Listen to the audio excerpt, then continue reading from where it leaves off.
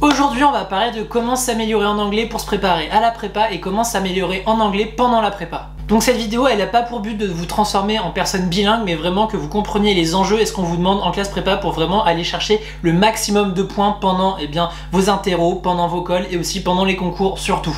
Donc les attendus de la prépa, c'est que vous soyez très bon en grammaire. On va vous demander de faire des écrits une fois que vous serez ingénieur, des écrits qui seront en anglais destinés à des professionnels à l'international. Donc évidemment la grammaire, c'est ce qui vous permet de ne pas faire de fautes et faire des phrases qui sont correctes. Donc la grammaire, c'est quelque chose que vous devez maîtriser et sur laquelle on va vraiment vous embêter en prépa. On va vous demander vraiment de maîtriser la grammaire parfaitement.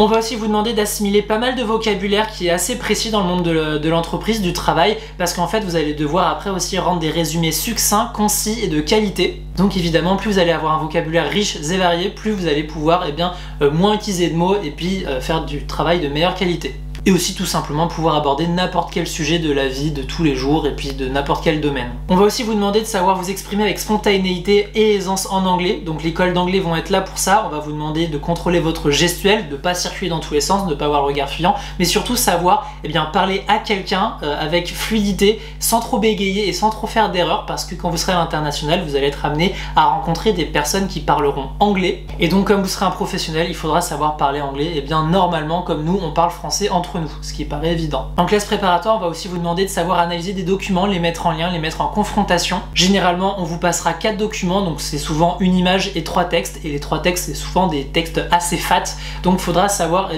lire en anglais, comprendre du coup la grammaire et le vocabulaire qui sera mentionné, et donc pour faire une bonne analyse, il faut avoir une bonne maîtrise grammaticale et de vocabulaire. Donc maintenant, on va passer à la partie conseil pour vraiment maîtriser les 4 points que je viens de mentionner. Donc par rapport à l'éducation nationale, quand vous sortez de terminale, normalement vous êtes censé être niveau B2, mais si vous ne faites pas d'anglais en dehors de vos classes quand vous êtes au lycée, le niveau B2 vous l'atteindrez jamais.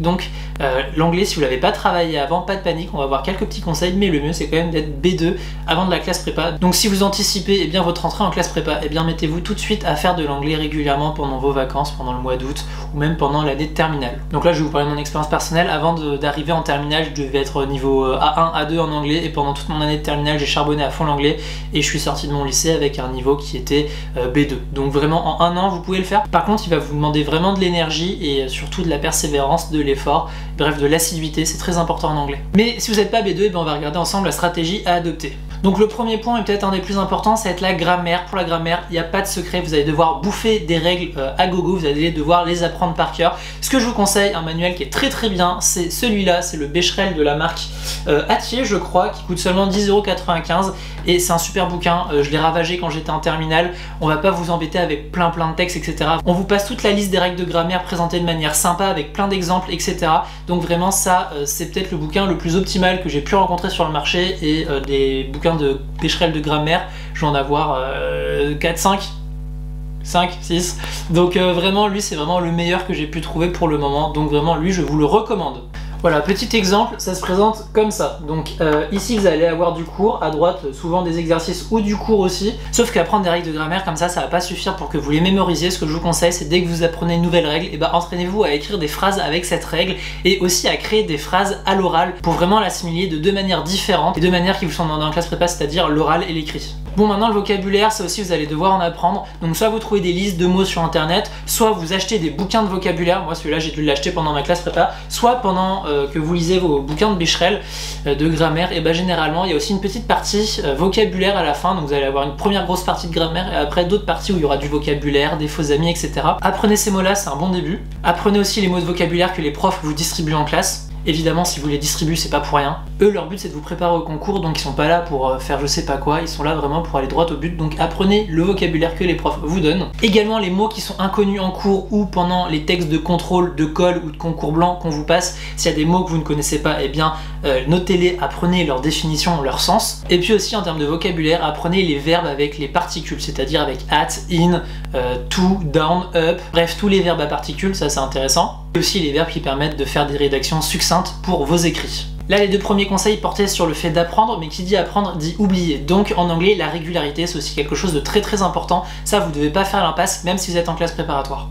Donc pour la régularité, ce que je vous conseille, c'est pendant les vacances, bouffer des épisodes de séries Netflix en anglais sous-titré anglais minimum, pas de sous-titré français, ça sert à rien. Par contre, en semaine, vous n'allez pas avoir le temps de regarder ni de séries ni de films.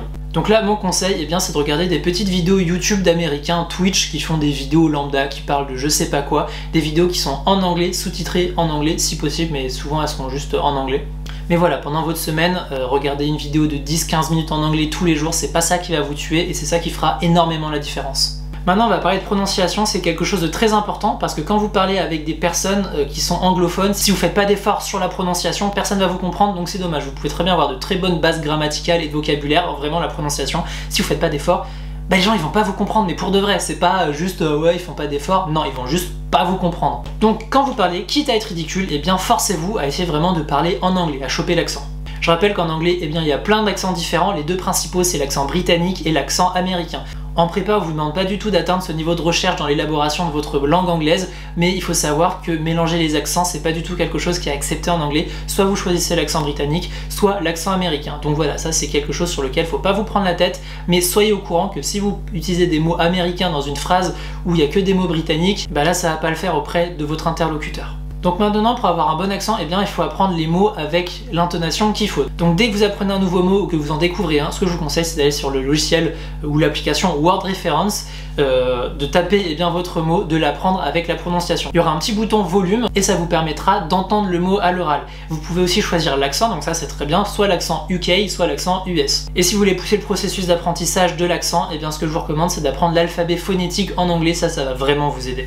En gros, quand vous apprenez un mot, bah souvent il y aura peut-être l'écriture phonétique, et donc avec l'alphabet phonétique, ça permettra de visuellement lire un mot, mais directement avec les bons sons, et ça c'est super. Donc maintenant, pour gagner en aisance, en efficacité et en rapidité, ce que je vous recommande, eh bien, c'est aussi de lire des textes en anglais, donc achetez-vous des livres en anglais, allez dans les bibliothèques chercher des livres en anglais, ou même reprenez les textes qu'on vous distribue en classe pendant vos contrôles, vos cols ou vos concours blancs pour mieux vous préparer au concours. Donc là, on vient d'énoncer 4 points sur lesquels il faut travailler et il y a une application qui permet de regrouper ces 4 points-là qui s'appelle Duolingo. Duolingo, peut-être que vous connaissez. C'est une application qui est très bien pour commencer en anglais. Les gens, ils ont tendance à dire ouais, ça devient très vite nul, pas très formateur. Sauf qu'en fait, si vous en faites un petit peu tous les jours, comme c'est présenté sous forme de jeu, ça va pas vous paraître très pénible à faire et surtout, ça vous permettra de travailler l'anglais tous les jours à petite dose sur le vocabulaire, la grammaire, la prononciation et puis même le fait d'écouter et d'entendre des personnes parler. Enfin voilà, Duolingo, on en pense ce qu'on veut. Moi je pense que c'est une bonne application à avoir dans son téléphone pour faire de l'anglais un petit peu chaque jour. Évidemment, Duolingo tout seul ne suffit pas, loin de là, mais c'est toujours un petit plus